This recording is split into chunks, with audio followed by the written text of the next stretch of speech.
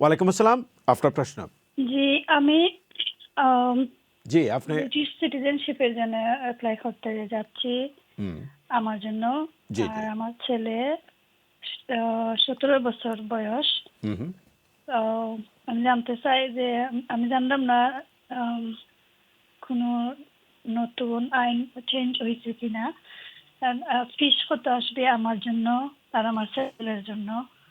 আর ওকে আমার ছেলে কি কোনো এক্সাম দেওয়া লাগবে নি, like okay life in the UK okay or okay. B1?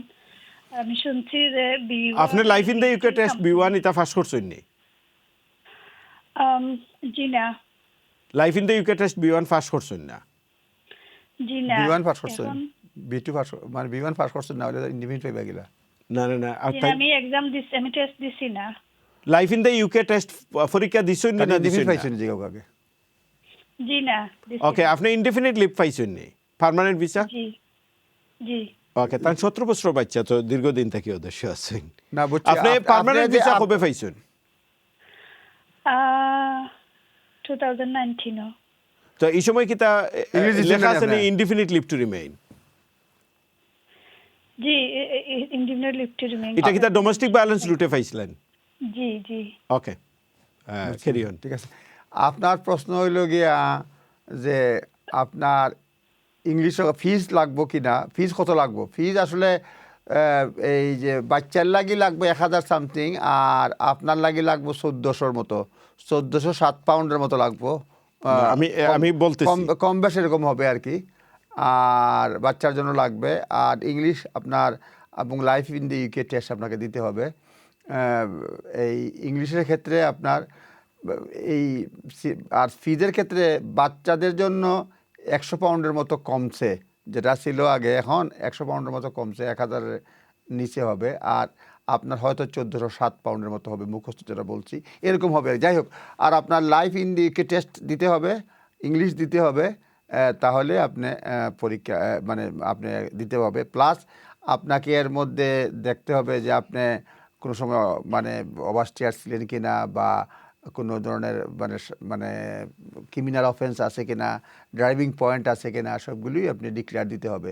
আপনার প্রশ্নের উত্তর হচ্ছে যে আপনার ফিস লাগবে, লাইফ ইন ইউকে টেস্ট দিতে হবে এবং ইংলিশ টেস্ট দিতে হবে, দুটোতে পাস করতে হবে তবেই। এবং রিসেন্টলি বিশেষ করে মানে আপনার ফিজের আপনার ল্যাঙ্গুয়েজ টেস্টের ক্ষেত্রে রিসেন্টলি কোনো পরিবর্তন আমার জানা নেই।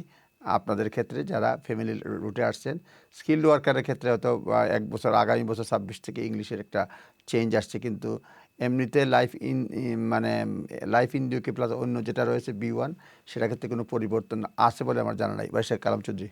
যে এখানে দুইটা জিনিস হইল, যে আপনি যদি ব্রিটিশ সিটিজেনশিপর অ্যাপ্লাই করতে চান তাইলে আপনার দুইটা ফিস দেওয়া লাগবে।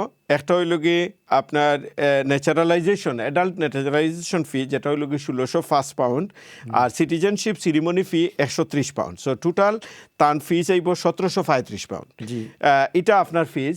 আর ব্যারিস্টার চৌধুরী আপনি যেটা কইছেন, একটা জিনিস হয়েছে কি, তার বাচ্চার জন্য ফি আমি আসতেছি বাচ্চার ব্যাপারে। বা আপনার life in the UK test এবং B1 লাগবে। ডোমেস্টিক ভায়োলেন্সের রুটে কিন্তু আপনার ইংলিশ লাগে না, ইনডেফিনিট লিভ টু রিমেইন আপনার ফাইলেশন। কিন্তু আপনি এগুলো লাগি life in the UK test এবং B1 থাকা লাগবে। আর আপনি যদি আপনার দুইটা শর্ত আপনি দেখা লাগবো। একটা হইল কি যে আপনি মিনিমাম উদ্দেশ্য 5 বছর আসেন, কারণ আপনি এখন সেপারেটেড, সো হাজব্যান্ডও রাইটে নাই, এবং সিটিজেন ইনডেফিনিট পাওয়ার 1 বছর বাদে আপনি অ্যাপ্লাই করতে হইব। সো এই দুইটা জিনিস আপনি খেয়াল রাখবা। আর সেকেন্ডলি আপনার বাচ্চার ব্যাপারে যেটা কইছেন, বাচ্চার ফিস কত? বাচ্চার ফিস হইল গিয়া আপনার চাইল্ড রেজিস্ট্রেশন 1214 পাউন্ড। কিন্তু প্রশ্ন হইল কি বাচ্চা যদি আন্ডার 18 হয় তার কোনো ইংলিশ লাগতো না, এক। সেকেন্ডলি হইল কি আপনার যদি ফাইন্যান্সিয়াল কোনো কনস্ট্রেইন্ট থাকে, অর্থাৎ টাকা পয়সার লাগে যদি কোনো সমস্যা থাকে, আপনি কিন্তু ফি ওয়েইবার অর্থাৎ ফি মাফ করার সুযোগ আছে আন্ডার 18 হইলে।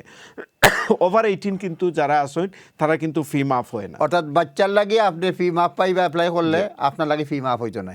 অ্যাডাল্টর লাগি নাই। জি।